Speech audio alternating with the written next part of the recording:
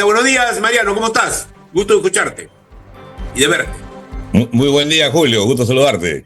Está en tu programa. Siempre hay ajetreo por las entrevistas, esto es como la hora del tránsito, mi querido amigo, en los medios de comunicación y la hora del tránsito en las calles. Bueno, el mensaje leído por el general Carlos Canales a mí me dejó estupefacto. ¿Sabes por qué? Porque el hombre en 2 líneas metió su rollo. ¿Cuál es? No se debe manchar de sangre el ejército y segundo, debe estar al servicio de la nación. A mí me impresionó realmente y me parece que gran parte del secreto de este país es que debajo de las piedras salen los líderes. Siempre pasa eso, porque están ahí. Sí. Y en este caso a mí me ha sorprendido. No sé si podemos un ratito, Omar, visualizar el video, ¿es posible? Ok, perfecto. Vamos entonces con el video. Perfecto, gracias. Y defenderla con nuestra propia vida. A ver, ese video. Respetar las leyes, respetar a sus líderes militares y jamás manchar sus manos ni con sangre de inocentes, ni con dinero del virus de la corrupción. Sean justos, y ser justos es simplemente dar a quien lo que merece por su esfuerzo, pero que lamentablemente el significado de justicia probablemente se ha distorsionado con el tiempo por acciones de falsos líderes y favoritismos. Sean valientes con asumir sus responsabilidades. Muy bien. Tenemos ahí lo que ha dicho el general Canales, que además es un general que lo han retirado a la prepo, ¿no? Porque él tenía, a los 50 años, tenía pues muchos techos para llegar a ser hasta general de división. O sea, así es. Tanto en las Fuerzas Armadas como en la policía se ha producido realmente una racia inexplicable, creo que producto de la venganza más bien del gobierno con ciertos sectores, ¿no?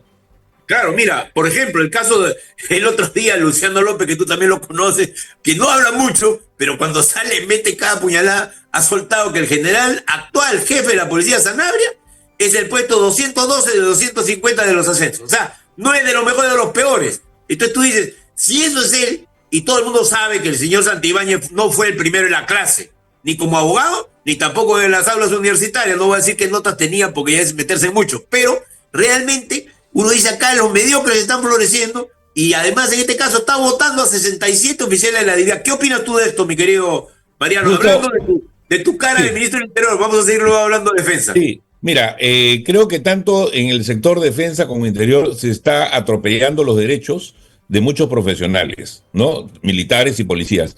Pero por otro lado, lo que refleja es una falta de respeto mínima de Dina Boluarte, a quien conocemos tú y yo perfectamente, y todo su equipo, y sobre todo sus ministros, por la institucionalidad. Y lo peor, alguien que fue afectado en el caso del ejército por la institucionalidad maltratada en la época de Humala, como fue Astudillo, a quien me tocó prácticamente reivindicar cuando fui ministro de Defensa en el 2016, ¿ya? Me apena que hoy Walter Astudillo tenga esta actitud para con el general Canales y otros más. Y en el caso de la policía, ya pues un tema sin nombre, ¿no? O sea, para mí la única definición es venganza de Dina Boluarte, ¿no? Porque no solamente en el caso de Colchado, sino y Lozano, sobre todo este equipo investigó y ahora cambiar de la división a 60 oficiales sumamente especializados, lo que refleja es pues una falta de respeto por las instituciones que no tiene nombre. En el caso, como bien decías, esta gente quiere debilitar la inteligencia policial, porque los amenazan. Totalmente. El señor Abanto, que es uno de los enjuiciados por los famosos casos de Odebrecht, en el cual una manga de casi 50, 60 abogados y fallaron a favor de la empresa y se perdieron 800 millones de soles en el camino. O sea, esa gente es la que está ahorita saliendo a pelear. O el señor que ha hecho todos los juicios, que ya después te voy a dar su nombre, que es un conocido militante también del Partido Aprista. O sea, aquí está saliendo los lobbies de la corrupción a defender lo indefendible, ¿no? Y en el caso, por ejemplo, de como bien referías, del actual comandante general de la policía, que era el puesto más 200 y pico, dieron de baja al que estaba en el puesto 1, que era Jorge Angulo, y que no tenía ningún cuestionamiento, ¿no? Para darle espacio a este señor. Entonces, sumamente creo que esto es parte de todo un plan por controlar la policía y las Fuerzas Armadas, para que justamente pues no haya investigaciones en contra de gente vinculada al gobierno, tanto en el entorno político como en el entorno familiar. Y ahora que habla sobre el tema de Odebrecht, definitivamente hay todo no solamente mal manejo, sino yo creo firmemente en que sí es importante la transparencia y que el acuerdo sea público. Claro que sí, pero lo que está haciendo tanto este personajillo como te referías tú, Batters, por ejemplo, ¿no? Y otros más, es básicamente pues desinformar y mediante fake news. Por ejemplo, a mí me tocan con un tema... Una observación, si me permite. Batters, por ejemplo, yo estaba en el Poder Judicial, ¿ok? Cuando hubo el caso de Cuello Blanco. Y ahí salió el nombre de Batters como uno de los principales culpables. Uno de los hombres que tenía una empresa de autos. Él le ponía comerciales a él y él era miembro del directorio de esa empresa. O sea, que por favor, pues... O sea, los enemigos que están tomando el poder, ¿no? Claro, y él con esa información, había una hipótesis inicial fiscal en la que aparecía una consultoría que dice el consorcio Vías Cusco y que ya fue investigado. Es más, en todas las instancias, yo mismo promoví el levantamiento de mi inmunidad y tanto los fiscales y el Poder Judicial dijo, señor, acá no hay nada. Y además, la misma gente de la empresa Odebrecht dijo, el señor no tiene nada que ver con esto, ¿no? Los colaboradores. Y eso fue investigado en el 2017-18, ya fue archivado por el Poder Judicial, por la Fiscalía hace muchos años, inclusive diarios afines al señor, como La Razón, Expreso y otros, cubrieron esa nota, y sin embargo, pues el señor tiene la majadería de referirse a mi persona y a otros más, que inclusive ya no son investigados, ¿no? Entonces... No, y lo más grave, Mariano, es que están ellos llevando a la expulsión de los fiscales que actuaron en el caso Odebrecht, que pueden haber cometido errores, pero es bien difícil pensar que esa gente se hubiera metido en cochinadas para poder salvar la responsabilidad. Yo creo que han cedido demasiado, sí, porque yo he estado en el Ministerio de Justicia también y he visto ahí sus... en absoluto, o sea, fueron malos o son malos para investigar a sus amigos, pero sí son buenos cuando investigan a sus enemigos, ¿no? Entonces, realmente yo creo que eso también es una falta de respeto a la institucionalidad, pero creo que están haciendo también un uso político de la información y de manera inadecuada, ¿no? Ahora, lo que hay que hacer acá, hay que ser responsables, ¿no? O sea, llamar las cosas por su nombre. Acá, la derecha bruta de Achorada es quien sostiene a Dina, para empezar. La derecha bruta de Achorada es quien ha iniciado una guerra sucia con todo aquel que piensa distinto, que piensa diferente, y la derecha bruta de Achorada es la que básicamente es la responsable directa de apañar todas las atrocidades que está cometiendo este gobierno, ¿no? Bien, una pregunta fundamental y final quizás. Usted acaba de estar en Puno. ¿Cómo está la gente en Puno? Porque yo estoy leyendo una encuesta del Antibarómetro que me ha dejado estupefacto, ya se la voy a enviar porque es realmente terrible sobre lo que pasa en el Perú, lo que la gente piensa. ¿Cómo está la cosa ahí? ¿Está usted haciendo campaña por un partido que usted ha fundado con otros amigos o con otros personajes políticos y que tienen intención de postular, por supuesto, en estas elecciones? En Puno, nuestros hermanos puneños y puneñas están sumamente golpeados. Yo creo que principalmente moralmente por sus muertos, pero también por la actitud que ha tenido este gobierno y sobre todo se hizo popular una frase por allá que era Puno no es el Perú, ¿no? Y no le dan obras.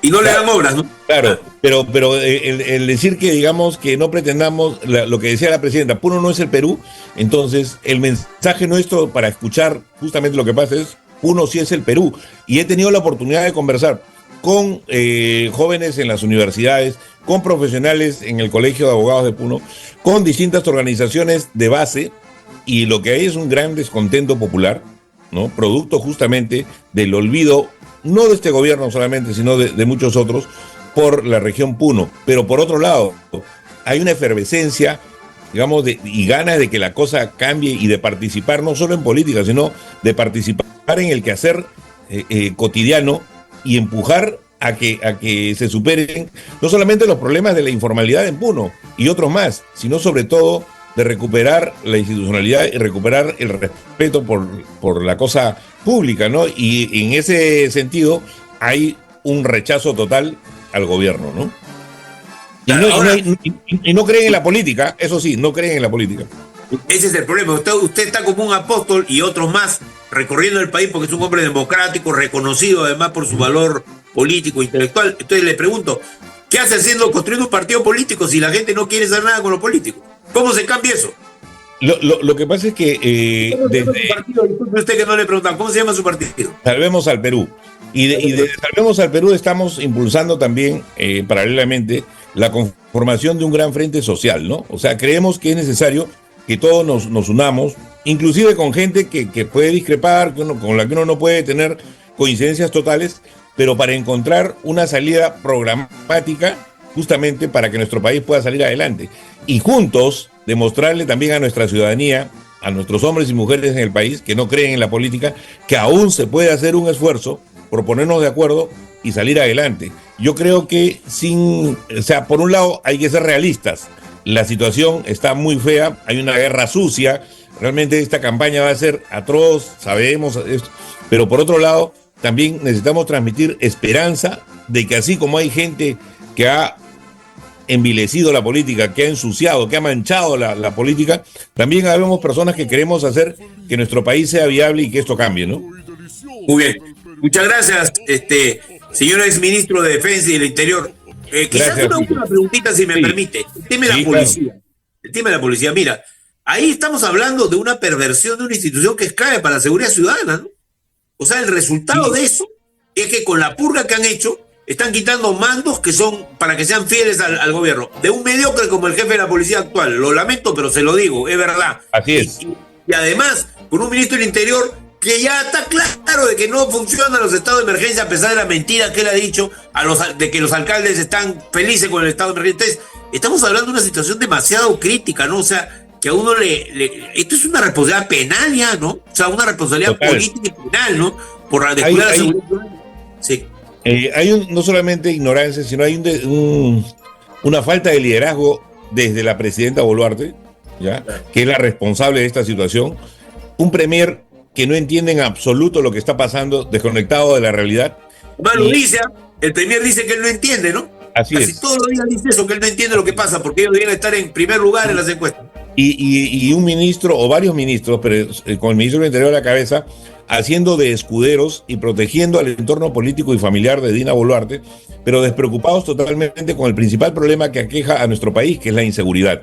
Es inexplicable que a tantos policías expertos en inteligencia e investigación se les haya prácticamente invitado al retiro, cuando ellos podrían ser muy útiles, y ya lo han hecho antes, en la lucha contra la criminalidad organizada. Igual, los 60 policías que se han retirado de la DIVIAC podrían ubicarlos en equipos especiales para luchar contra la inseguridad, pero lamentablemente lo que se hace es básicamente desmontar todo lo que ya estaba funcionando para que no funcione nada. Es decir, lo que están haciendo es destruir la poca institucionalidad que había al interior, no solamente de la policía, sino de todo el Estado peruano, ¿no?